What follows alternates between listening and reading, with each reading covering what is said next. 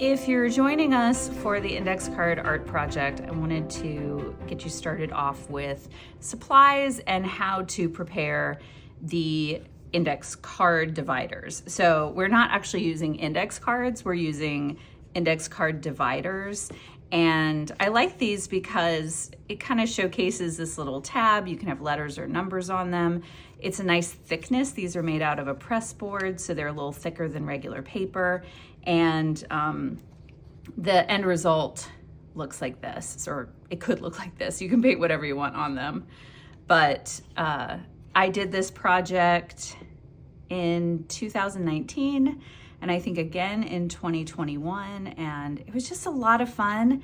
And I was thinking about it again and thought, let me invite some other people into it. So I've got a few of my Instagram friends are joining in.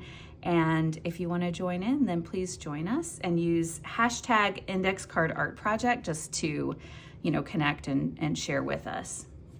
So you can use vintage index card dividers, or you can use new ones. These are brand new ones off of Amazon. And you can either do the larger size, the 5x8s, or you can do the 3x5s. So I'm going to do the little ones. I started applying gesso to these. These are some vintage ones. And these actually are, I realized like partway through, these are much thinner than the ones that I used before. And I was just a little bit concerned about like the oil paint cracking and stuff because it's not a very sturdy substrate. So I'm gonna abandon these and work on the new ones instead.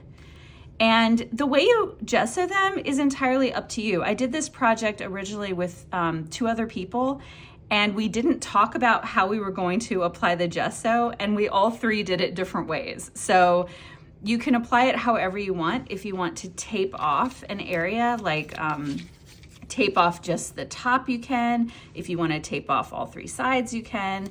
I opted to not do that. I sort of liked my edges a little bit more freeform. Again, just to sort of celebrate what this is and not have it be super refined or overly finished. If you do use tape, I would strongly recommend this low tack artist tape by Scotch 3M.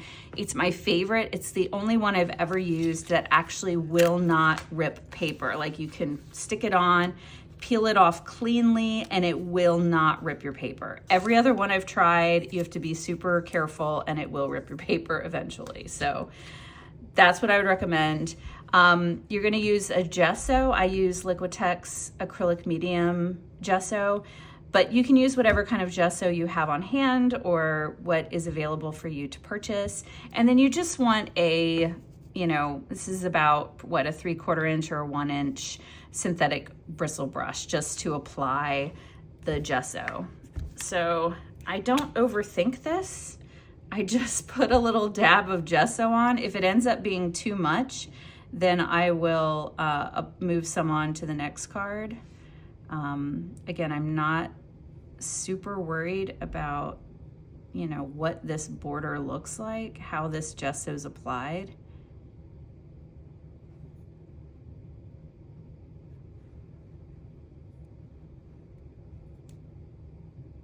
And this will take 2 coats of gesso.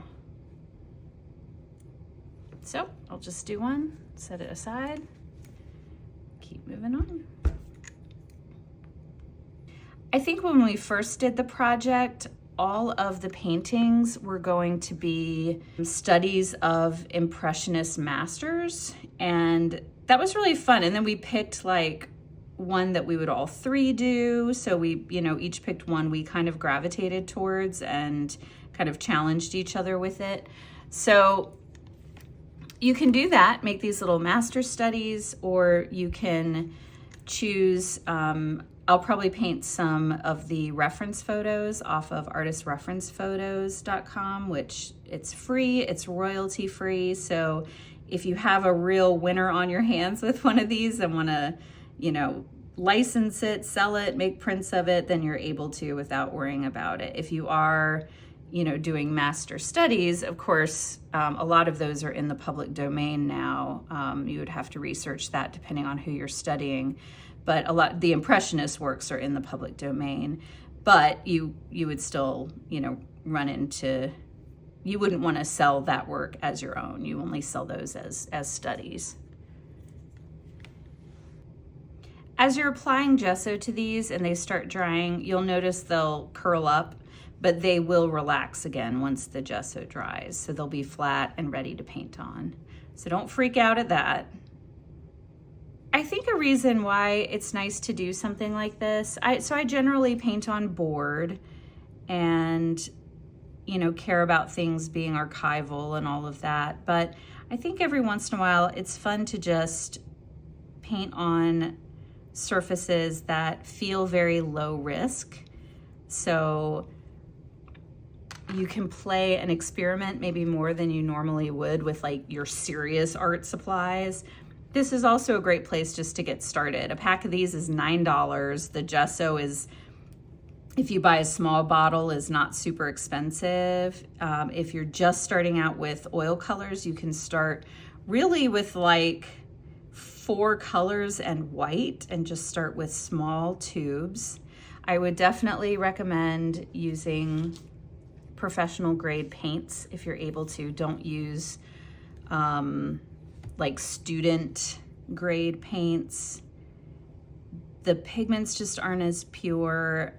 There's more filler in them, and it is going to result in muddy colors. So you want to use professional paints if you can.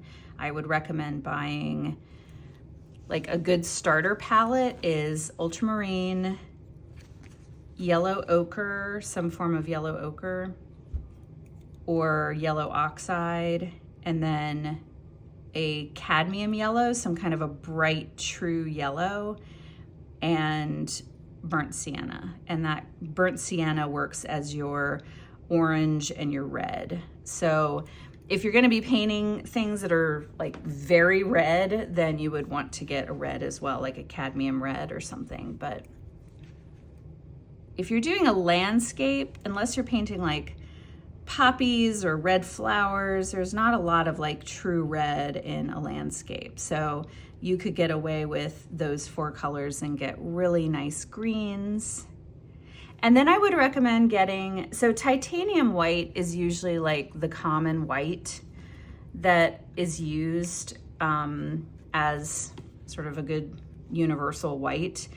I do not like titanium white because I think it's too opaque and it's too forceful. It makes colors look really chalky.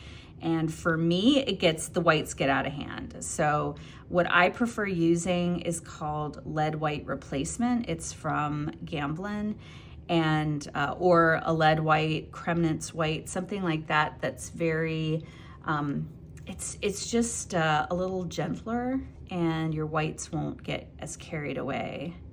And then for brushes, I like bristle brushes and, well, a combination of bristle brushes to get texture and synthetic bristles to get some like smooth areas. I also like using palette knives for landscapes. I use them for clouds to get that kind of a contrast between like a really smooth texture in a cloud against the texture of the grass and trees in the foreground, maybe doing a bristle brush with those. Anyway, we'll play around with that, but I like to get my brushes from Rosemary & Co. It's a British company. They just make really lovely brushes, and that's where I order most of mine. I do get some of my bristle brushes from Hobby Lobby. They're like relatively inexpensive. I get them when they're on sale, and I'm just used to them, and they work well and do a good job. So, okay, so there we go. 1 coat is done. I'm gonna let these dry and then apply a 2nd coat in the exact same way. Here the cards are all finished. They have 2 coats of gesso on each, and they're drying. Once they're dry, I will put them in a stack and we're ready to start painting. We'll do that next.